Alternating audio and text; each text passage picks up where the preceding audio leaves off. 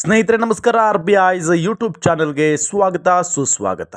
Big boss ಈ ಬಾರಿ ಸಿಕ್ಕಾಪಟ್ಟೆ ಯಶಸ್ವಿಯಾಗಿ ನಡೀತಾ ಇದೆ.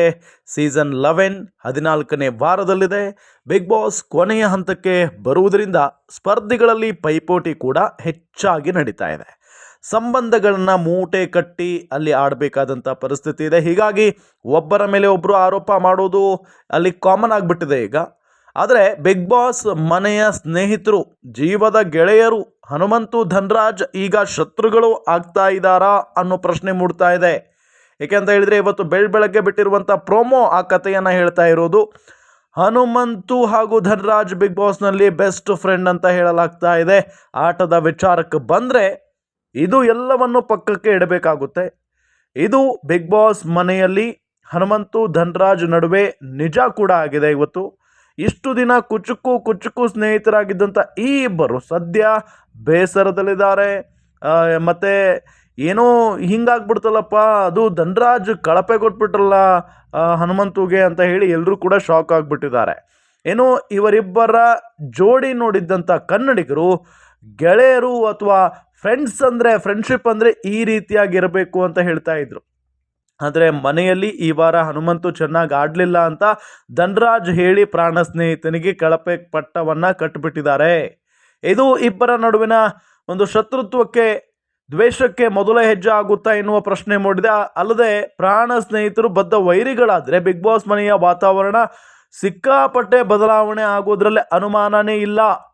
ಯಾಕೆಂತ ಹೇಳಿದರೆ ಇಷ್ಟು ದಿನಗಳ ಕಾಲ ಒಂದು ಮುಖವನ್ನು ನೋಡಿಕೊಂಡು ಬಂದಂಥ ವೀಕ್ಷಕರಿಗೆ ಇನ್ನೊಂದು ಮುಖ ಅಲ್ಲಿ ಕಾಣ್ತಾ ಹೋಗುತ್ತೆ ಇಬ್ಬರದ್ದು. ಹನುಮಂತು ವಿರುದ್ಧ ಧನ್ರಾಜ್ ಮಾತನಾಡಿದ್ದಾರೆ. ತುಂಬ ತಪ್ಪು ಎನ್ನುವ ರೀತಿ ಕಾಣಿಸಿದ್ದು ಹನುಮಂತು.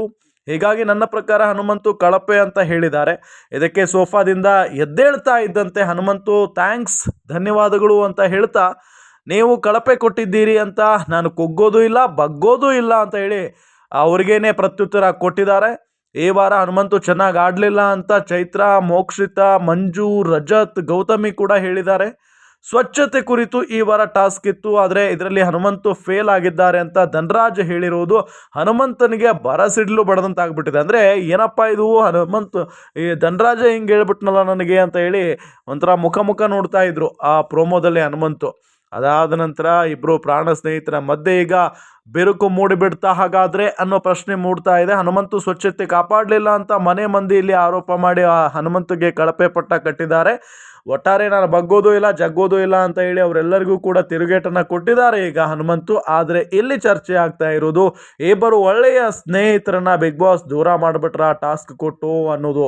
ಆದರೆ ನನಗನ್ಸುತ್ತೆ ಇವರಿಬ್ಬರು ದೂರ ಆಗಲ್ಲ. ಆಟ ಅಂದರೆ ಆಟ ಆಡ್ತಾರೆ, ಫ್ರೆಂಡ್ಶಿಪ್ ಅಂದರೆ ಫ್ರೆಂಡ್ಶಿಪ್ನೂ ಕೂಡ ಚೆನ್ನಾಗಿ ಮೇಂಟೈನ್ ಮಾಡ್ತಾರೆ. ಹಾಗಾಗಿ ಇವರಿಬ್ಬರದು ಏನೋ ಡಿಫ್ರೆನ್ಸ್ ಆಗಲ್ಲ ಅಂತ ಹೇಳಿ. ನೀವೇನು ಹೇಳ್ತೀರಿ? ಇವರಿಬ್ಬರು ದೂರ ಆಗ್ತಾರಾ ಅಥವಾ ಈ ಫ್ರೆಂಡ್ಶಿಪ್ ಹೀಗೆ ಕಂಟಿನ್ಯೂ ಆಗುತ್ತಾ? ನೀವು ಕೂಡ ಕಮೆಂಟ್ ಮಾಡಿ ತಿಳಿಸಬಹುದು.